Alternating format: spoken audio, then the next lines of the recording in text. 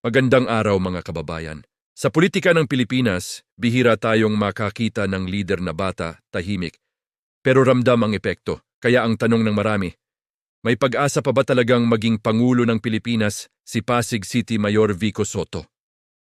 Tara, pag-usapan natin. Sino si Vico Soto? Si Mayor Vico Soto ay unang nahalal bilang mayor ng Pasig noong 2019 at muli noong 2022.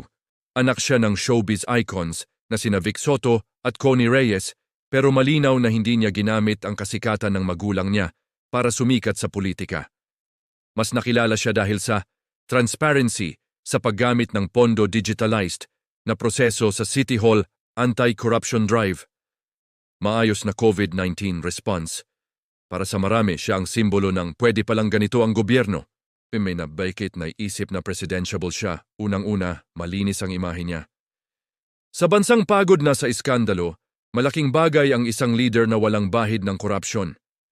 Pangalawa, performance-based leadership. Hindi siya maingay pero consistent ang resulta. Hindi puro preskon kundi trabaho. Pangatlo, kabataan at bagong pananaw. Sa edad niya, mas nakaka-relate siya sa millennials at Gen Z.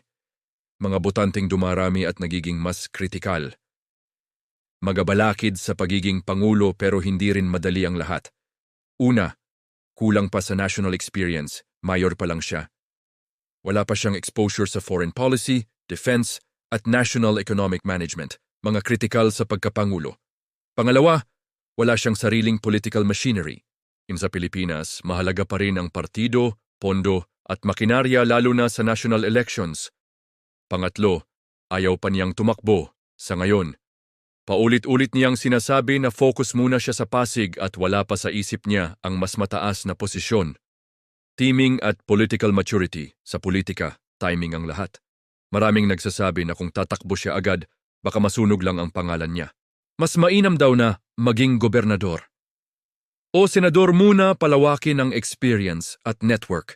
Kung gagawin niya ito ng maayos, mas lalakas ang tsansa niya sa hinaharap. So may pag-asa ba maging Pangulo ng Pilipinas si Mayor Vico Soto? Ang sagot, oo, pero hindi pa ngayon. May potensyal siya, may tiwala ng tao. Pero kailangan pa ng tamang oras, mas malawak na karanasan, at mas matibay na pundasyon sa national politics. Sa huli, ang tanong ay hindi lang kung kaya niya, kundi kung handa na ba ang Pilipinas sa isang leader na tahimik magtrabaho, pero malakas ang prinsipyo.